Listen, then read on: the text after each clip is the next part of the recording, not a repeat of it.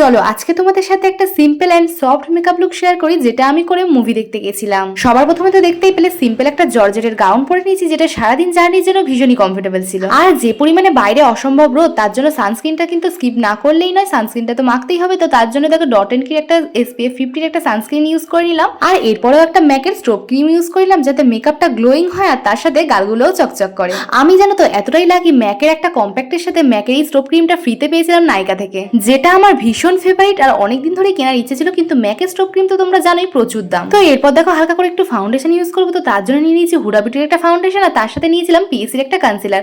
তো দুটো শেডকে একসাথে ম্যাচ করে কিন্তু ফাউন্ডেশনটা অ্যাপ্লাই করেছিলাম। জানো তো অনেকদিন পরে কিন্তু আজকে ইচ্ছা হয়েছে একটু মেকআপ করে বেরাবো, এখন করে আর সেইভাবে মেকআপ করে কোথাও যাওয়াই হয় না। তো এরপর দেখো গালে একটু হালকা করে লিপস্টিক টিন্ট ইউজ করলাম, যেটার জন্য কিন্তু গালটা একটু বেশ ন্যাচারালি পিঙ্ক পিঙ্ক দেখতে লাগে। আর এরপর কিন্তু আমি কোনো রকম কাজল বা লাইনার ইউজ করিনি, তো তার জন্য মামাআর্থের একটা মাস্কারা ইউজ করেছিলাম, আর সেটা কিন্তু অনেকটা ডিপ করে অ্যাপ্লাই করেছিলাম। আর লাস্ট একটা পিএসির ফিক্সার দিয়ে মেকআপটাকে ফিক্স করে নিয়েছিলাম। কিন্তু বাইরে যে পরিমাণে রোদ, এই মেকআপ কিন্তু 2 মিনিটও থাকবে না। কিন্তু এই রোদের মধ্যেও আমি মেকআপের একটা এমন একটা টেকনিক ইউজ করি যে রোদের মধ্যে বেরালেও কিন্তু তোমার মেকআপটা এক ফোঁটাও গলবে না, সারাদিন লং লাস্টিং থাকবে। তো এই টেকনিকটা যদি জানতে চাও তো আমাকে অবশ্যই করে কমেন্টে জানিও, আমি অবশ্যই তোমাদের জানিয়ে দেব। আর এই হচ্ছে তার ফাইনাল লুক। আর হ্যাঁ, তোমরা তো জানোই আমি কোন মুভিটা দেখতে গেছিলাম, দেবের ধূমকেতু, যেটা আমি তোমাদের সাথে শেয়ার করেছিলাম। আমার কেমন লেগেছিল না লেগেছিল, তো বাই বাই।